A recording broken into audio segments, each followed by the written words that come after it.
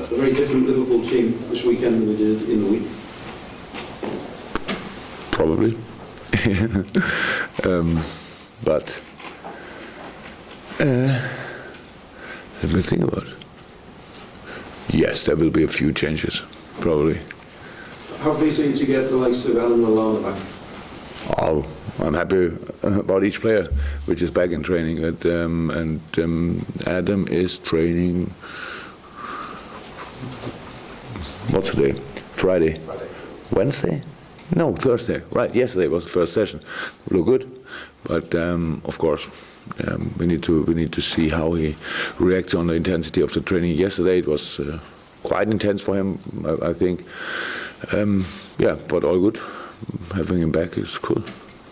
And good in the fact that we've got a few injuries out as well. So Yeah, absolutely. Roberto trained yesterday too. That's important. Still a little bit of pain, but it's painful, but not that serious.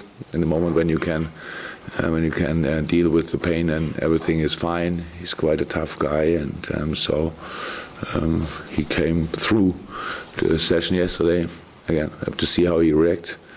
Yeah, that's it. Can I ask you about Sturridge as well? There's some speculation again this morning about his future in January. Do you know what you're doing with this player as far as January is concerned? Is there any truth in that? Funny thing is that you and your colleagues create stories which are no stories, and then you ask me about a story which is no story. But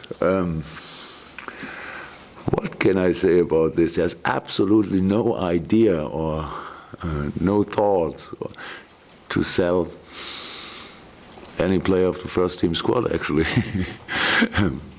So I don't think it would make sense to.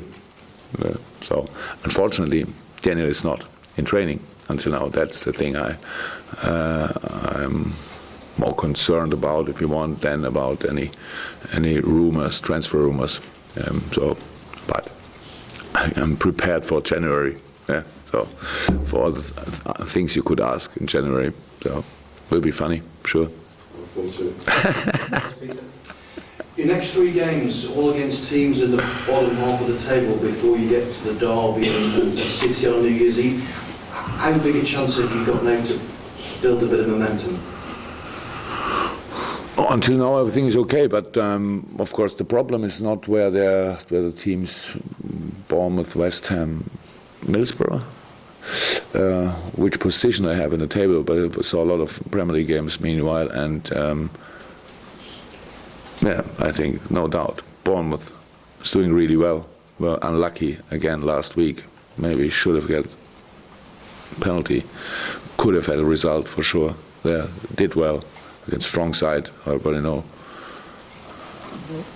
West Ham, yeah, struggles in the table obviously, but there's still a lot of quality. So we should not think about them because of their situation in the table. No, it's about the quality they can bring on the pitch on a good day. Middlesbrough away, I think everybody until now had his problems there. So it's I can't see it as an easy journey, if you want. They all are tough games, but in the moment the good thing is I don't have to think about West Ham and Middlesbrough. The only thing I have to think about is Bournemouth, and how I said they did really well. I saw a lot of games of them this season, and they did well. That's a football playing side, good plan. Eddie Howe is doing a fantastic job there, and yeah, they have, of course, the pressure what we all have to win games. But I think it's a club who knows about the difficulty of the league, and so they are cool enough and confident enough to cause each team problems, and we need to find solutions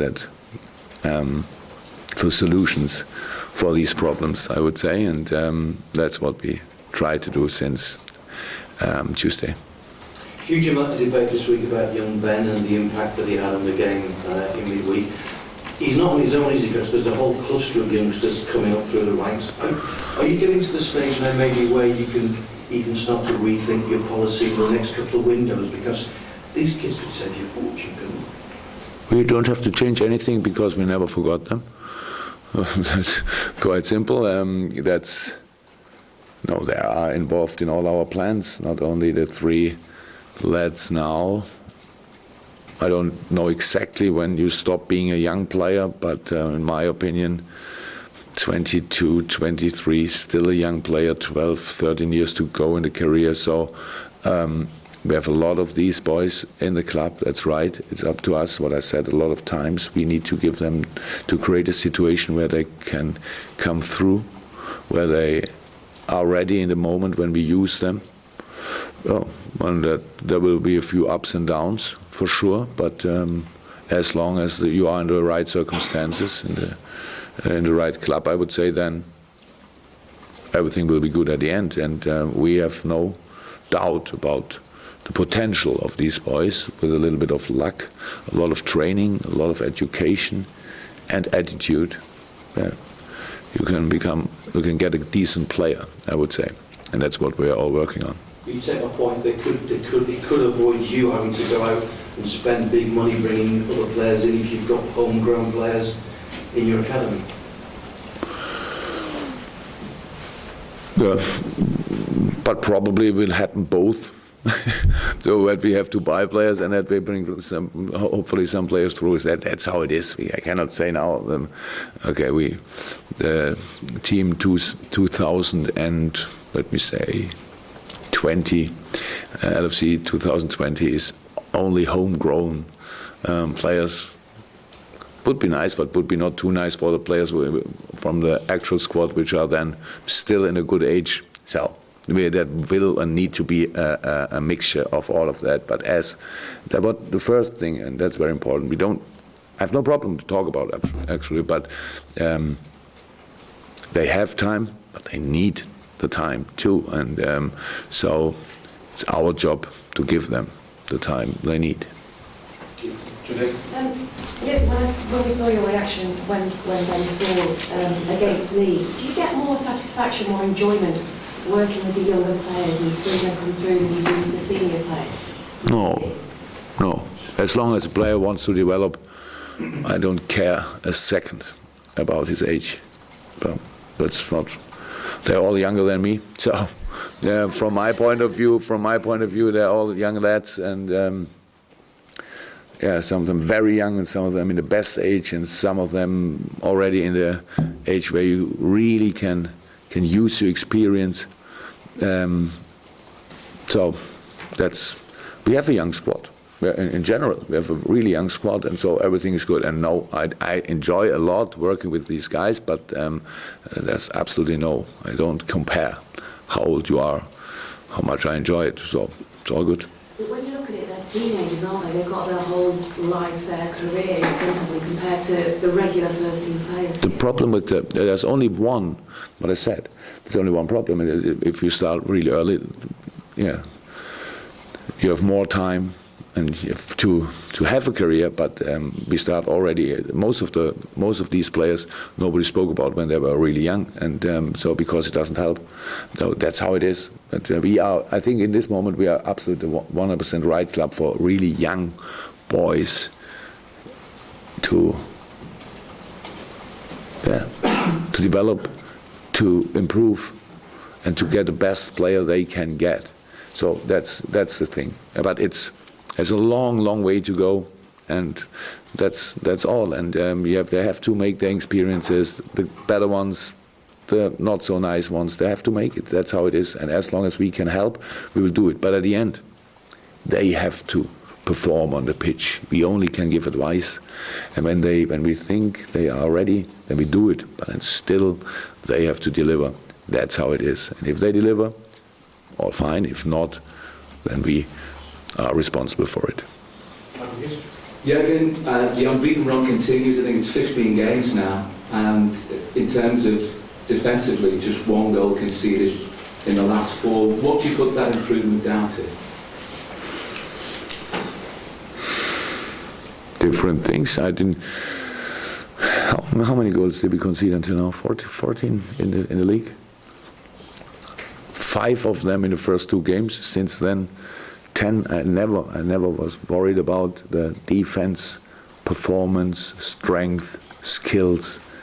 respect 100% that you all have to speak about a few things, and when we score a lot and concede a few, then it's something you have to talk about, but we have to think more about it from a, what can I say, logical point of view. That you cannot play football without conceding goals all the time, and it's part of the game. It's not you make a mistake and the other team is doing well, so you concede a goal.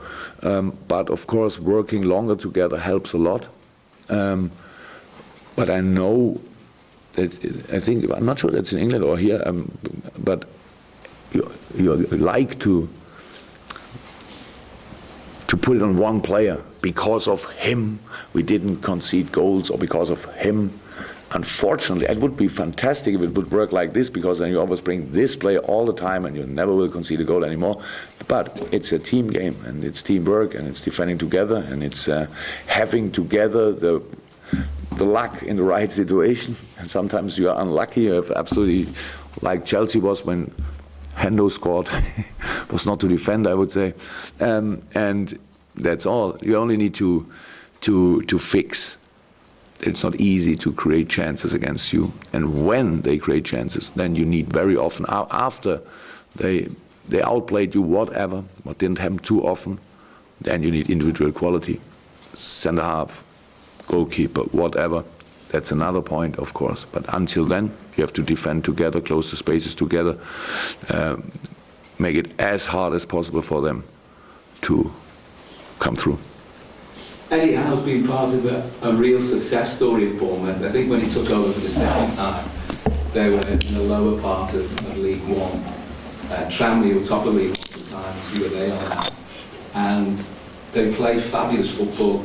What are your thoughts on what you've seen at Bournemouth under Eddie Howe since you came here? Very, very good signs. One of my earlier games in the Capital One Cup. 1-0, we changed a lot. And won this game. But usually it's a clear philosophy to see. It's a clear style to see. It's the mixture of experienced players and young players is really good. Very, I would say, not the biggest names in world football, but all of them really decent players. When I saw them playing against Arsenal, I thought, oh my, there's really quality in this team. And counter-attack is good, football playing is good, defending is absolutely okay, and as long as they don't have a lot of injury problems, I would say they have a really strong side. And I have no idea exactly how big Bournemouth is as a city, but the stadium is not the biggest one in the world, but it's a nice atmosphere, it's really nice, and I like stories like this. That a club like Bournemouth in a country like England with a lot of traditions in different cities, and everybody's waiting for this club and this club and this club, but there's always this little, I don't know what it means exactly, but like Asterix and Obelix, you know this? Yeah, this little village who can fight back. So that's really a nice story, but it's all about the football side, and they are really strong and difficult to play. Okay, Carl. Just going back to the academy, they're obviously doing a great job with the younger players. How much input do you have into sort of what they're doing there? Meanwhile, a lot in case of that, because Pep is the connection man to the academy, and so that works really good. That's really good. Not only the talent group each week, every week, when we see them here training, it's a I think a very good conversational level. Even when there are 5 or 6 miles between Kirkby and Melbourne, we are really close together. We respect their work, and as much as we think we have to give, we give advice. But at the end, they will always know their players better than I could know them, with a few impressions, which I could meanwhile collect. So that's really good, but that's very important. It's very important for each club in the Premier League, or each football club in the world, that you trust the people who work with your young boys, and we do this for 100%, and so that's a really good situation in the moment. Can I ask you just about Divock, who's come in, scored 2 in 2 games? I mean, that's quite difficult for a striker to come in and make an impact straight away. Was pleased with how he saw it? I think I said it after the Sunderland game, that timing is really important, and you don't have always influence on timing, but in this case it worked really well out, because it was exactly, if you want, 1-2 weeks since the Div is back in shape and race and has the good shape in this moment, and so that was lucky, I would say. So he was ready for this specific moment coming in. I think everybody could see the difference between 1 or 2 substitutions when he came in a little bit earlier. It was not too easy for him, but that's the next thing. When we spoke about the very young lads, he's still 21, and he had not the most match time in the last few months, and he had not, so no rhythm actually, but always working, never moaning. Really, of course, a little more confident, a little bit less confident. That's how it is with people in all parts of life. Not the same for him, but I was really happy for him having this opportunity and being in the shape to use it. It was really nice to see. Yeah, let's talk about Shea Yojo. I know you've been out injured with a back injury, but he's back in training. Is there any time you can expect to see him? Actually, in this moment not, because Ocho, as a very young boy, needs now a lot of training. So he's not injured anymore. Top. But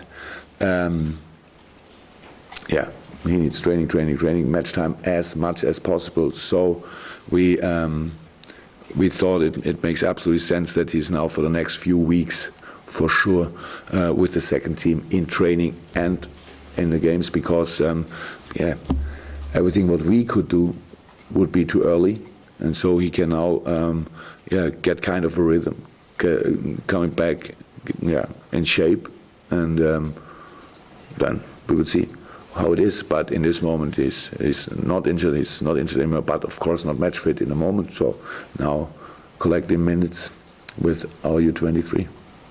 Concludes it, Adam. Whether City's okay at that? Yeah. Can I just check to you? Sorry, did you say Daniel not involved this weekend? Daniel Yeah. Burridge, not involved? No. No. And does Ben stay in the squad until he go back to the 23s? No idea.